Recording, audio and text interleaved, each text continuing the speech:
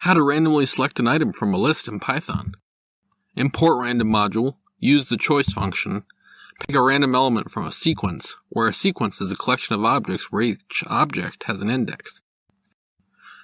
Import random, list of numbers, an element from that list is random.choice. It could be either 1, 2, or 3. The randint function from the random module generates a random number between two inclusive integers. To use it, we have to import it. So from random, import randint.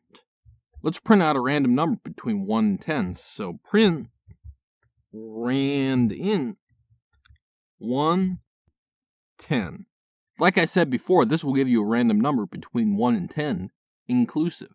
If we run this code, the power of randomness will play out, and we will see a random number between 1 and 10. This has been Jakubication. Like and subscribe to learn more.